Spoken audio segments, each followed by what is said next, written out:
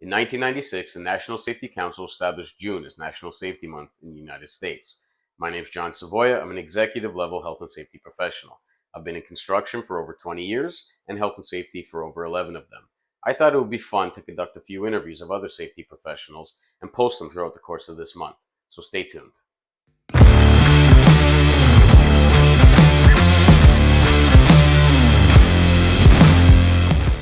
Hey everybody, John Savoya here, and I'm here with a friend and former Ministry of Labor colleague, Mike Brown. Mike, you want to introduce yourself? How are you today? It's good to see you, John. I'm good, man. How are you? No, things are all good. So, out here in Alberta, and keeping busy. It's spring, and this time of year is always lots going on, right? Yeah, no, for sure. I love Alberta. I'm currently in Ontario, as you know, but Alberta's a beautiful, beautiful province, especially around Calgary. I love the mountains, but yeah. So this is the first interview in the series that I'm doing for National Safety Month, and what I wanted to do is I wanted to talk to a bunch of different professionals, kind of across the board, right? I've reached out to some across the pond over in the UK. I have interview scheduled with some US based safety people, and obviously some safety people in Ontario. But Alberta is, Canada's second biggest construction market, and there's a lot of nuances to work in Alberta. So I thought, who better to reach out to than my friend Mike? Yeah, no, all good. And it's actually you're right. There is a lot of differences between each province. And out here, we tend to work in multiple provinces. Like it's really common here to do work in Saskatchewan and British Columbia if you're based in Alberta.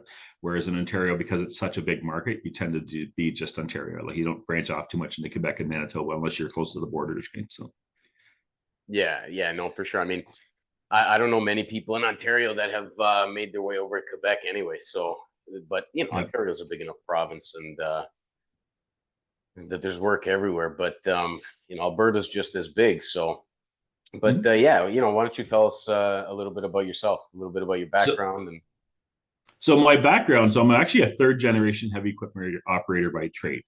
Grew up working around roads and building and back in southern Ontario, and I worked on 407 highway, 400 series highways, and everything else. And then one day, I saw an ad in the paper, and I applied, and I was hired by the Ministry of Labor.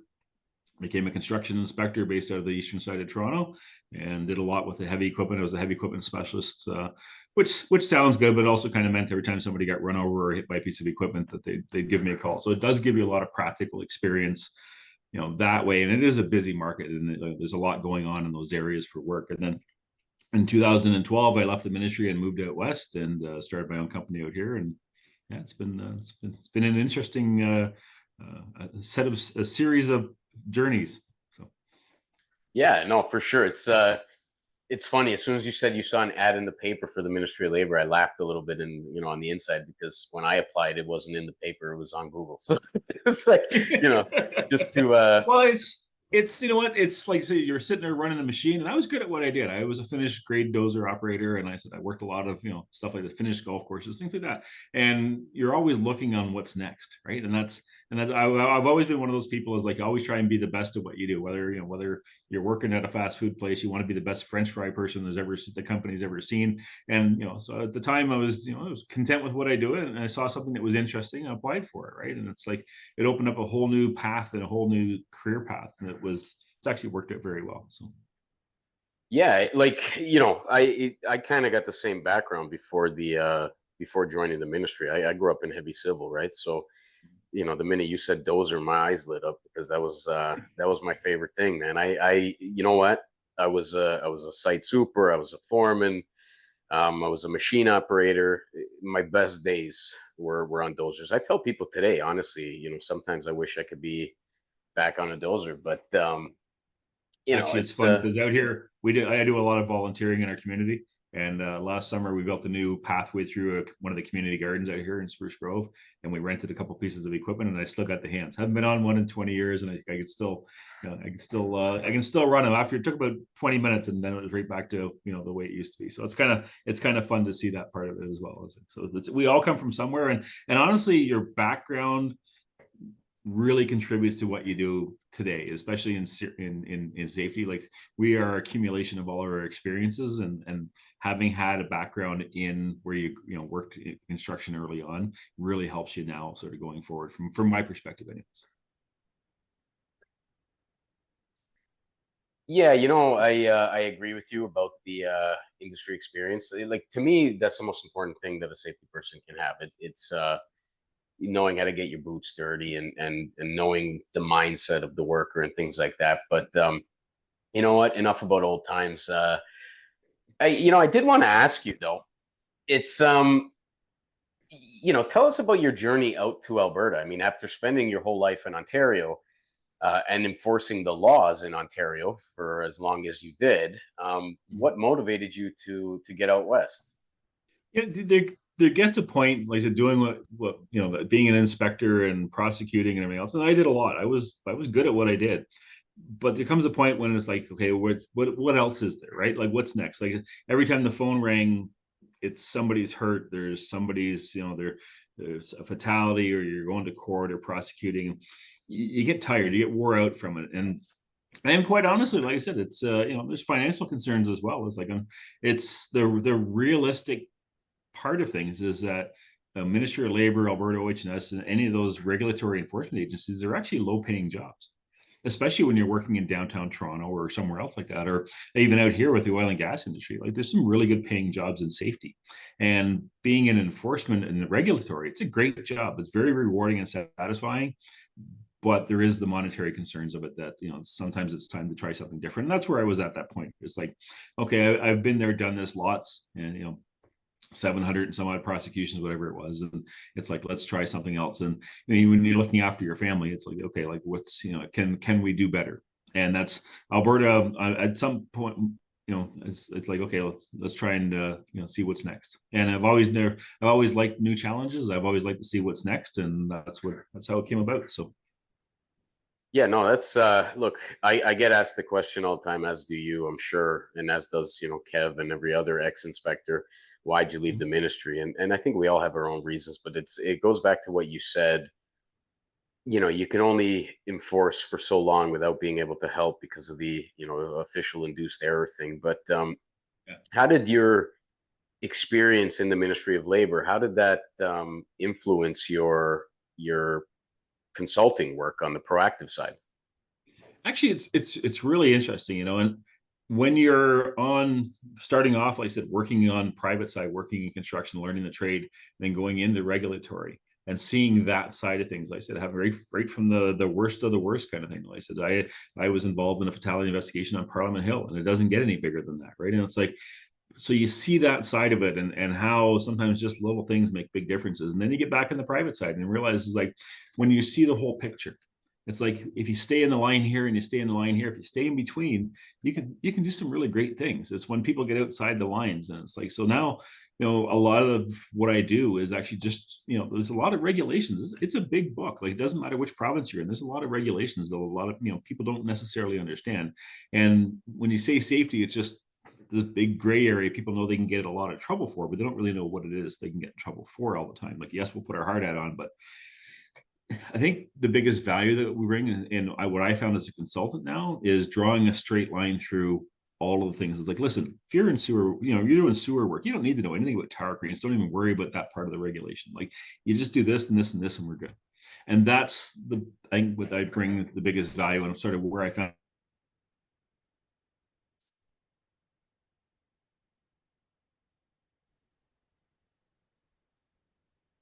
Oh, Mike, you froze here. Yeah, I saw that too. Is it? Oh, can you hear me? I can hear you. Perfect. Okay, you're back. You're back. I lost you at focusing on the regulations that apply to the work. Yeah, yeah. I don't know. Like, where do you want to go back to, John? So I don't know why it froze. So No, I listen. It's the world we live in.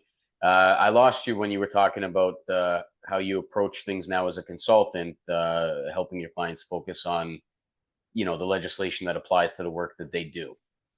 yeah, So, yeah. I mean, you know, and I'm a huge proponent of that as well myself. And I think that just comes from from an enforcement background. But how does having worked in now in Alberta and in Ontario, how does the regulatory environment different between Alberta and Ontario?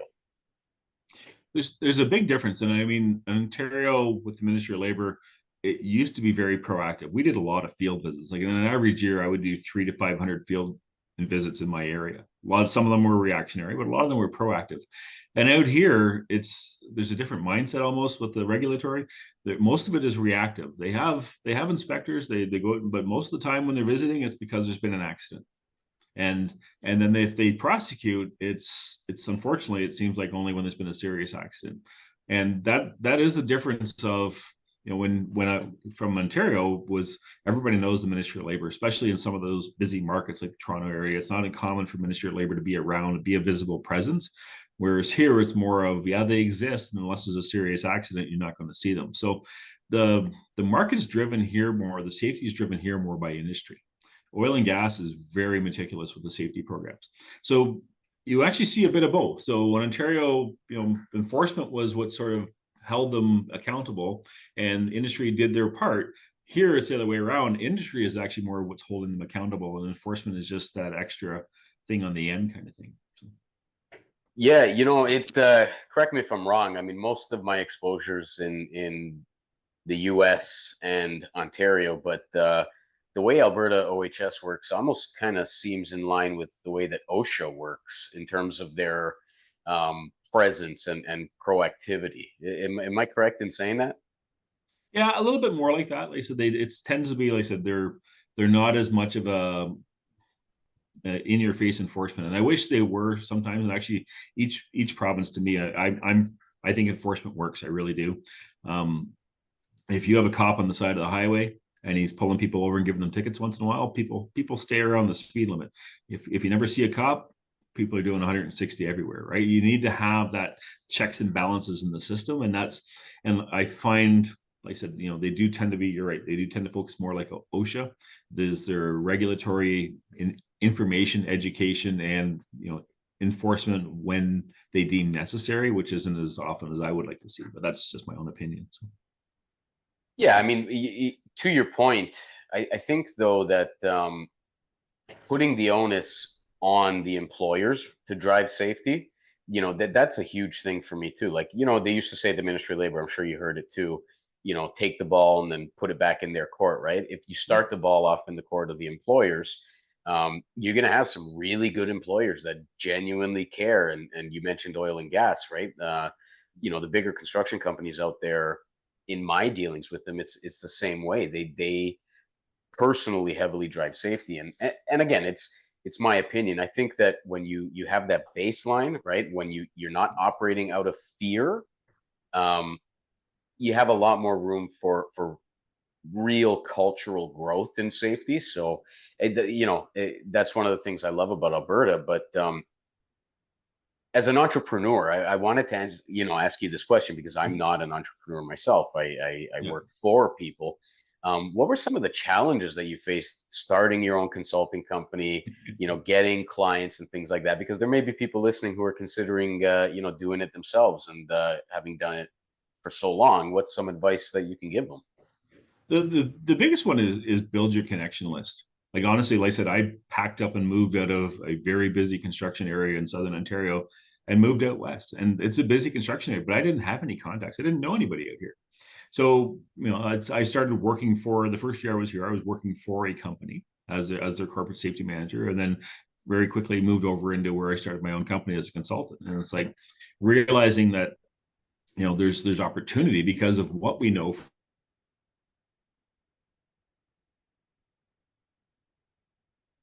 Well, we You got try some. and move that. Yeah, Yeah, we're having a hard time with our Wi-Fi or something here. that's okay. It's we'll just keep rolling. But continue. I was enjoying what you were Yeah. saying. So, like I said, I think if you're going to go into your own business, you need to have a connection list. You need to find out what's your niche in the market. I mean, if you just have safety experience, that's great. But what are you going to do as a consultant? Suddenly, people can just go hire somebody else. So you have to find out what your niche is. And there's a lot of companies out there that offer training. There's a lot of companies out there that are, they do online training, and AI is replacing a lot of that stuff now, unfortunately. Not unfortunately, but some things they're good with it. But you have to have a thing that companies are looking for. And that's the important thing. And you need to identify what that is. And it's not as easy as it sounds, but at the same time, it can be pretty straightforward. And like I said, a lot of what I do is I walk in and I say, hey, listen, just do this and this and this. And originally, when I first started this, I thought, well, I'll be doing a lot of investigations. And I have done some investigations on behalf of the defense where I give them information. But I also tell them, it's like, listen, if I find out you've done something very serious and costs an injury, I won't help you. But a lot of times it's just an accident, and you're there just to provide some support and information for them, right? So, but it's changed away from that now, and more of what I do now is I help, I set up jobs, I do provide information, rescue plans, things like that, right? Yeah, yeah, no, for sure. And like I mentioned, I did a little bit of work in Alberta as well, as you know, because I worked with you on a fatality case out there. Actually, Um, through my limited exposure, I did want to ask, in your opinion, what are some of the differences? Also not just in workplace safety cultures, but what are some of the differences in terms of prosecution and the way that the courts kind of exercise their power as it pertains to safety law? yeah, there's more onus on someone. Like I said, there's some big employers out here, right? So you start getting into some oil and gas employers and some of the big civil, and there's some big companies out here, and like I said, they have liabilities that they don't want to be exposed to. So risk management is a big part of what we do, and it's like, so from an enforcement point, the thing in Ontario, you could pretty well guarantee if there was an accident or something, you're going to see an enforcement. And out here, it's like, unfortunately, it's like sort of like 50%. So you never really kind of know. And the other part, I'm not a big fan of this, and I think Ontario's changed recently to this, is where they've got 2 years now to prosecute. And when I was an inspector, I was very big on, you're doing something wrong, here's your ticket or here's your summons, stop what you're doing, correct it. People understand that. But when they show up 2 years later, it's like, oh, here's that summons for that thing that was going on 2 years ago. Like I said, it's obviously, if it's been a serious accident or fatality, people can, they're aware that's going to happen. But other than that, like I said, it's not as progressive. But like I said, it's nice seeing things being industry driven, like I said, where they're more proactive of change as opposed to being enforcement driven, because our enforcement's getting weaker. Yeah, I mean, my experience in the courts in Alberta has been, I'm gonna find the right way to say this, because I'm a huge proponent of creative sentencing for Ontario, which doesn't happen. You have deferred prosecution agreements in the U.S., and then you have creative sentencing in Alberta. Um, but in Ontario, it's kind of almost underwhelming, the fines and where those fines go, because none of it really goes back into industry. It goes to the municipality where the court was. But in Alberta, the creative sentencing, and the question that I'm going to get to for you is, have you ever worked on a case where creative sentencing has been levied, where they've had to give back to the industry and things like that? And you don't have to give any details, but what's your opinion on that? I've actually been involved in a couple of serious cases that have where creative sentencing has been an option, and actually even suggested it in one of them. So people don't need to understand, creative sentencing isn't a way for a company to get out of responsibility. They're still being held accountable. There's still a serious fine. And actually, our fines for fatalities out here are way higher than anywhere else in the country. Like, the $300,000 is not unheard of or more for fatality. Whereas in Ontario, it seems like, oh, worker died 100,000, like that seems to be what the norm is. But with creative sentencing, so what the example I'll give is, in creative sentencing, the fine was still applied, but the money didn't go to the municipality. What the money went to was back to a safe work association, who developed a course, very specific course, on what had happened. And it was an accident. And like I said, that where there wasn't a lot of information about it before that. So now this training course is being provided by the Safe Work Association, was developed and provided for free to workers. So now workers are taking this course to learn, is like, okay, well, make sure we're not doing, here's the hazards that are potential, and giving that information and education to people for free. the family of the worker that was involved actually got some satisfaction knowing it's like, yes, we lost a loved one, but now every worker in Alberta is going to take this training course to learn how to avoid that hazard, to learn what the hazards are in place for. And that to me has value. You're providing education as opposed to just the money going back into the coffer. So the company is still held accountable. Like everything else is still the same as any other enforcement action. There's still name gets released and everything else, but now there's actually a positive coming out of it as far as continuing education. And it's not just where the company develops something is like, oh, by the way, we're going to teach everybody how to wear a hard hat. No, this is a provincial training program that is made available to every worker in that industry. So there's a lot of value in that. I think it's not for every single case, but when there's an opportunity for advancement, I think it's a great idea. Yeah, I wish I wish we were there already, and I hope that we get there over here in Ontario. You know, for as long as I'll be in Ontario, who knows, right? But it's disheartening when you have, you know, $200,000, $300,000 fine, and it's going into the coffers of the city of Toronto, and none of it's going to any of the associations that create programs. But and that's my little rant. I think I talk about creative sentencing at least twice a week with with different people, but you know, it's Having been important. on both sides, having been involved in some big fines back in some prosecutions in Ontario, and having been involved in some cases out here where there's been creative sentencing involved, I agree with it. I think it's actually a good program when it's applied properly. It is never a means of letting somebody off, but it is a means of Right, providing continued education to a whole new group of people saying, listen, here's what can happen. So there's value right. in it. I really believe there's value in it. So the other thing is that I wanted to ask you, in Alberta, since you've been there, you've had the opportunity to do some real cool stuff, right? I remember some stories you telling me offline, and Yeah.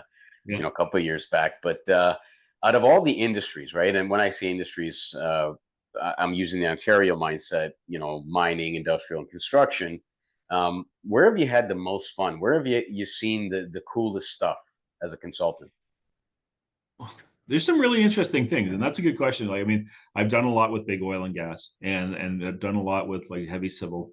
Did mining has been really quite interesting, and a lot of that because it takes place in the mountains.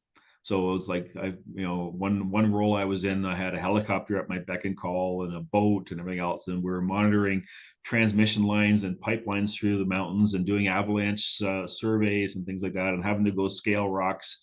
So like when you're up on the side of a cliff, you got to take the helicopter to get there, and there's some interesting things, especially for a kid who grew up in outside just outside of Toronto.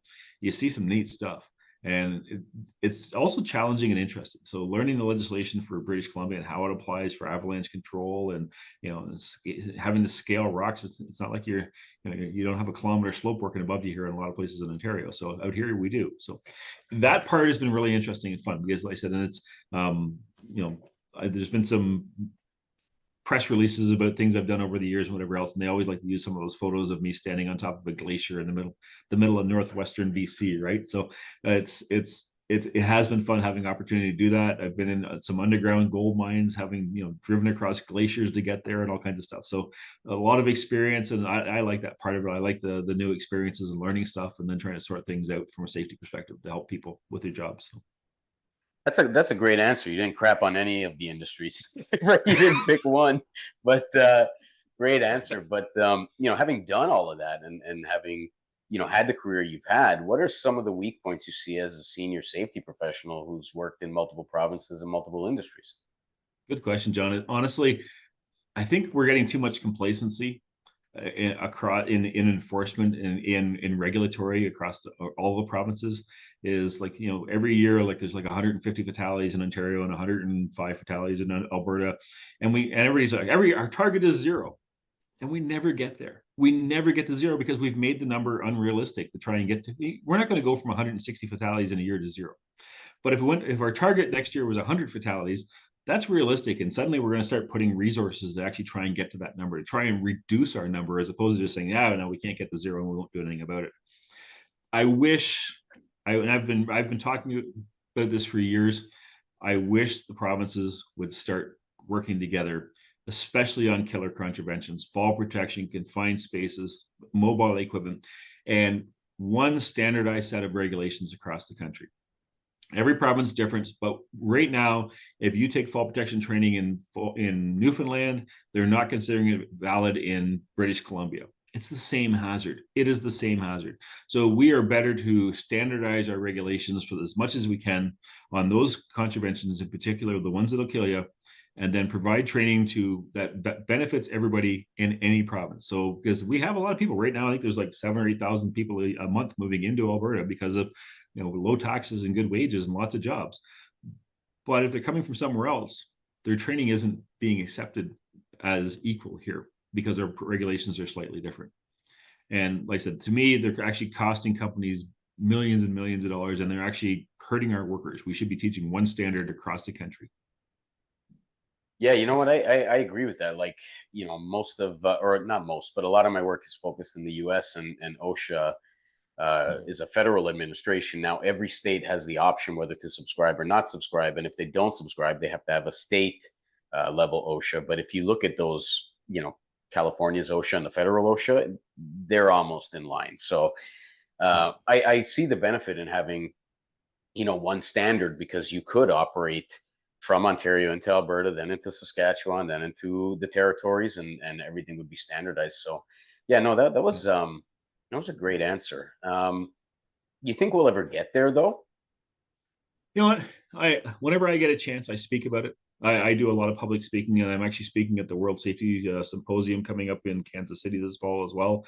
And I always try and bring this up. It's like we should make it as easy as possible to teach people how to be safe, to teach industry how to do the job and keep injury down. So I wish people would start getting outside of the fact that their safe work associations are trying to control the training in each one of their own provinces and everything else. It's like it's not about that. It's about teaching people. So if it's the same course that's taught across the country, what does it matter? They're still teaching the same course. It doesn't have to be, an Alberta branded course. It doesn't have to be a Manitoba branded course. It's just fall protection. And the idea is to teach people properly. So we need to get outside of this little, or BC training is better than Ontario training. It's not. It's the same. It's just we're teaching, the variances in regulation, so we can get rid of those variances when possible. A Yeah, fall hazard yeah, is a fall hazard. It doesn't matter what province you're in. Confined space is a confined space problem. Doesn't matter where you are. Out here, obviously, we've got more issues with hydrocarbons. In Ontario, there's more issues with water issues and things like that. So those variances, sure, that's fine, but we can.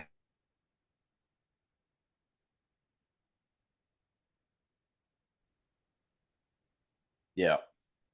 You can you hear me now? We froze again for a Yeah, second. yeah. Now we got it. I know. Yeah, Yeah, no, perfect. Listen, this cross is gonna country get Wi-Fi.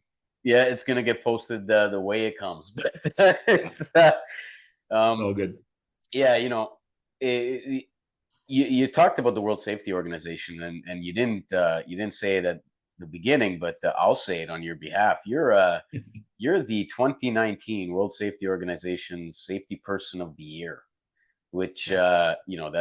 that's huge. What did that mean to you, getting nominated and then ultimately winning that award? It was completely humbling, John. Honestly, it was unexpected. It was a group in British Columbia that actually nominated me for some of the work that I was doing, and I didn't realize, how much of an impact. I was the first Canadian to be nominated, first Canadian to win it back in 2019, and very humbling experience. When I left the Ministry of Labor and moved out to Alberta, and like I said, started doing what I was doing, I was always like, okay, what's next? Like I said, just like I talked about before, it's like, oh, what I was an inspector. I was in safety. You can't really go any higher than as an inspector. So I was like, okay, what else is there? So I found the World Safety Organization, and they're not a big organization, but there's a lot of doctors and a lot of people with a lot of letters behind their name involved in that organization. So I started getting involved in 2017. I went down and spoke at the World Safety Symposium about heavy equipment, awareness around heavy equipment. And as you know, my passion's always been positive acknowledgement around heavy equipment. And where that started from, for years, we used to teach people eye contact around equipment. Well, if operators got glasses on, how do you have eye contact? So it's always positive acknowledgement. It's always hand signals. And I've been pushing that for years. And I spoke about it at the World 2017 World Symposium. And that presentation went on to the United Nations. So it's like having an impact at that level was really impressive. But then, like I said, being nominated for the award and all the press and media that came around with that as well, same thing. It's been a good thing for business, but at the same time, it's been helping my platform or whatever to spread the word a little bit more about how we can do things better in safety. So, because at the end of the day, people are just trying to get a paycheck and go home. Yeah, no, absolutely. And I totally agree with you. It's why I do what I do on LinkedIn. When between the phone calls and the meetings that come up during my day. But the reason that I'm so active on LinkedIn is because the message that I'm trying to get across is not the beauty of all this is I'm not selling anything. I'm not selling anybody anything, right? The message that I'm trying to get across is about safety, and I think most safety professionals feel the exact same way. So you having the opportunity to deliver that course on heavy equipment and have it acknowledged that the United Nations is huge. But that's a perfect segue into the next question. What would somebody with your experience in all of this, what advice could you give to newer safety professionals that are just starting out in their careers? It's every time you go somewhere, and if you've been in safety long, you'll hear this a lot. It's like, oh, we don't want a safety cop. Well, John, you and I were the safety cops. I issued over 100 tickets a year, 100 prosecutions a year, and handed out lots of them. But at the same time, it's like, you know, it's about education. So a lot of those tickets and that were because they weren't getting what you were telling them. So it's like, okay, here's, stop right now. Here's your ticket to stop what you're doing, because it needed to happen to get their attention. And it's about education. So when you're out talking to people and you spend the time in the field, just because you're safety, like I said, there's some paperwork that you need to do, but get your boots on and go out and be part of the team. Walk around the job, pick up garbage, talk to the crews. Like I said, that's the thing that I think gets lost. Like I said, if you're going through schooling and everything else, and then you get out and you want to be on your computer and doing trending numbers and everything else, but it's like, get out in the field and be part of the team. And when you're part of the team, while you're there, you're talking to them. Say, hey, this is why you should adjust that harness a little bit so you have the hook above your head, sort of thing. You're talking to them, and they will listen to you because they view you as part of the team. Whereas if you're just the safety person sitting in the office who comes out and gives them trouble once in a while, they're going to tune you out. So the biggest thing you need to do is get buy-in with your crew. Be part of the team, and that's the best thing you can do, because then they'll value and respect your opinion.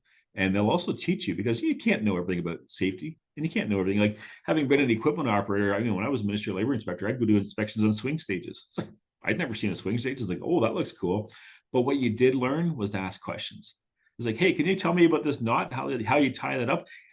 These guys are experts in their trade. They'll teach you how to tie that up. And if it sounds like they don't know what they're talking about, then you can ask some more questions. And we could issue orders or whatever back doing what we're doing, but ask questions, be curious. Let those people that do this job every day teach you how they do it, and then you can offer suggestions on maybe how to improve it. Music to my ears. Music to my ears. I mean, I'm a huge proponent of collaboration and safety, right? And I call it operational safety. Like it's weird because safety is kind of an overarching word, right? You have process safety and all of this. To me, true safety is operational safety as opposed to theoretical safety, right?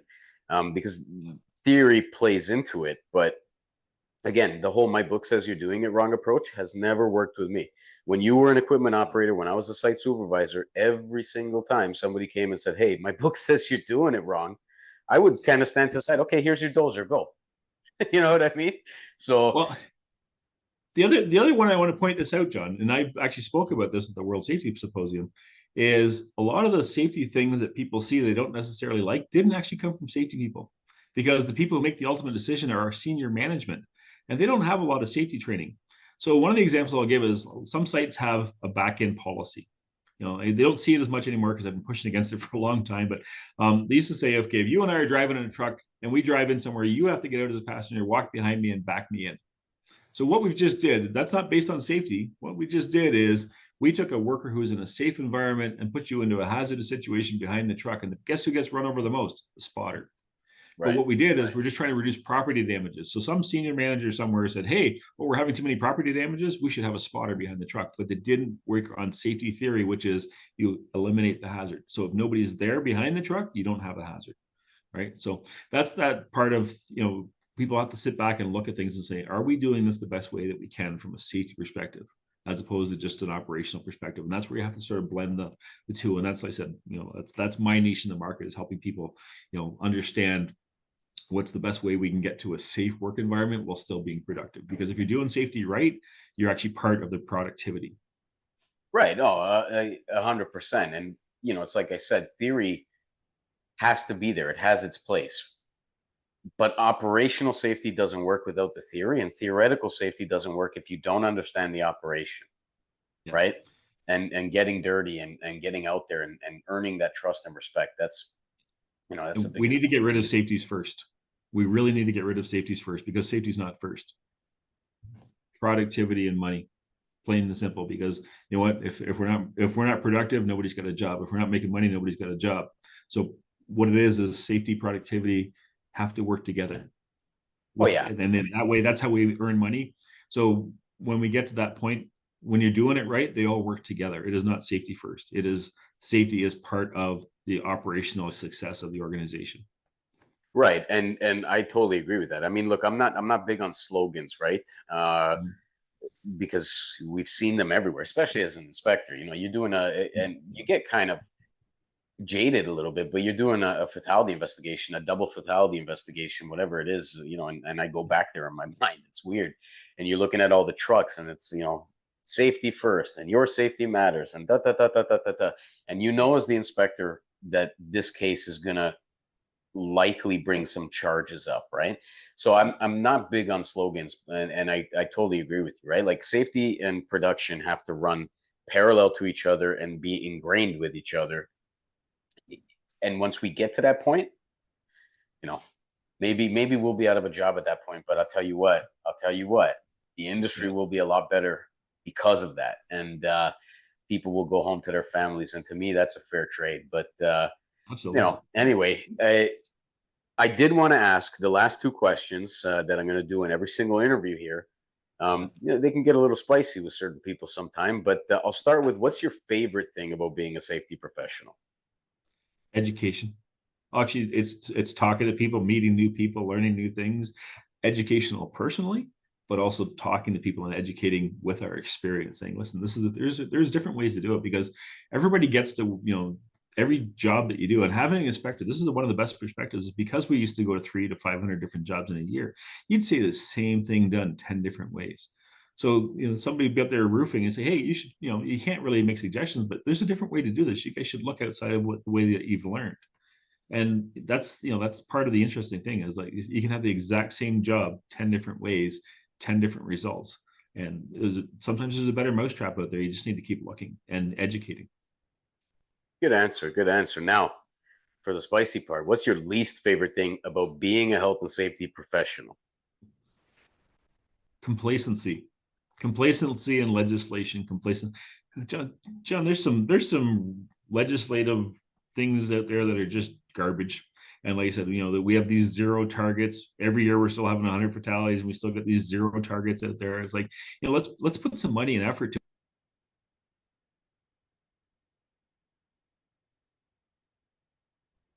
Oh, Yep. and that's the best thing that we can do, is like I said, it's like, get rid of the complacency, actually start doing what we're supposed to be doing, and clean up regulation, clean up workers' compensation. Workers' compensation's become, unfortunately, there's no accountability in their system. There's who's holding them accountable? Nobody. They're not government. They're mandatory, but they just do whatever they want. And I don't like seeing the complacency in our systems. I think we need to have good, positive systems that work to support everybody, businesses and workers. Yeah. Yeah. No, I agree. There's a lot of red tape, but I'm not the one being interviewed. So, but All Mike, good. listen, I thank you for your time. It's always great chatting with you. And hey, man, we'll talk real soon. If people want to find you, where can they find you? Pertium.ca, and so you find me on LinkedIn as well. Although if there's a million Mike Browns out there, but if you search Mike Brown Safety, you'll probably find me. So Ah, really? I thought that was an uncommon name. just John Smith and I hanging out over here. So. Oh, there you go. There you go. Mike, all the best. Thank you for doing this, and we'll talk soon. It's good seeing you, John. Thanks a lot. Take care. Bye bye.